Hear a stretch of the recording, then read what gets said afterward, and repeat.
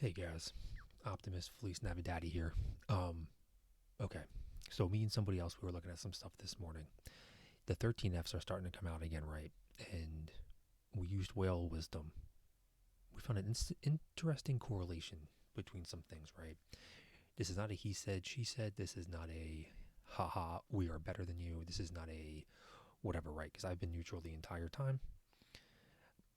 Market structure is my thing. So, with that being said, there's something interesting that we do need to talk about the meme stocks in general. I may actually do another comparison video between some of the other originals like BB and Knock and Nokia. Same, but like Bed Bath and Beyond, like some of those original ones are popping off naked, like which became Sen. But like, there's a staunch difference growing between some of them, and I'm going to address that now. Like, so specifically, this is Whale Wisdom 13Fs for AMC, right? You will notice that there's tremendous upswing with what's coming for AMC in the institutional side of it, right? It's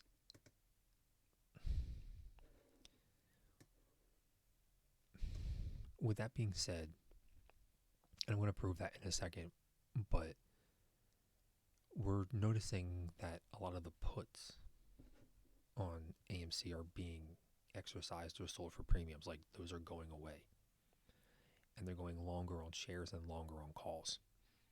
Right? We know that from last January, we as in retail were only 5% of the total volume that was given when the stocks popped. Right? So from that number alone, we know that we don't control this. Right? Us holding floats obviously helps. Whatever. It messes with the algos and blah blah blah. That stuff's all been proven. But we need to watch what the institutions do. Right now, granted, 13Fs are always 90 days behind, give or take a few days. So we're using the information that we have readily available, which is always behind, which is slowly changing. But like I said, this screen here, this is the AMC side, massive upswings, right? Look at the upsides on the GME. They're low. They're low, right? And we know that GME has a much lower float than AMC does, right? Because like I said, no, not throwing shade, right? We know Adam Aaron diluted the float multiple times, right? We know Mudrick exercised some of those Johns, and shares got brought back in, and Wanda had to sell because Pooh Bear told them to bring the money back home. So there's been moments where AMC's float got destroyed, right? So I'm in no way saying one's better than the other. I'm just spitting facts, right? So with that being said, right, you can compare the differences. You can do the ratios too of what is it, 4.5 or 5.5 to 1 total floats, but you can see the staunch difference between the buy-in power that's going on, and hopefully you guys can see. You know what? Maybe let me make this a little bigger for this. So going back to October of 2020, right? Funds holding AMC 180, stock price was $4.18. Short volume was 11.6 million. Right, we go ahead till January. Well, let's go to February 1st. 237 funds holding, right? Tutes. Stock price is 1024. Short volume is 363 million. 39,199. Right, crazy numbers. And you go ahead to April 5th. 292 funds holding, 49.5 million short interest. July 5th, 314 institutions holding 160.9 million. Shares held by the institutions, short volume is 76.2 million. Right? And then you continue all the way to January. Still 314 million, or 314 toots, rather.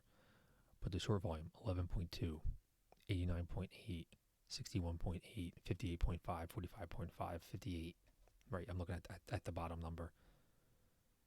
Right, this one was December 13th. It was 136.4 million short volume. That's insane, right? Compare these bottom numbers with what I'm about to show you on the other side of the coin. Right, so Jamie's side. Back we're going to look up at the top, right? So funds holding is the salmon line, 223, 232, 261, 270. Right, but then we go and we look at the short volume. Over time, 14.6, 11.2, 6.4, 4.2, 5.9, 6.1, 8.5, 17.3, 6, 3.2, 2.6, 3.7, 2.8, and you keep going, and it continually slowly gets lower and lower.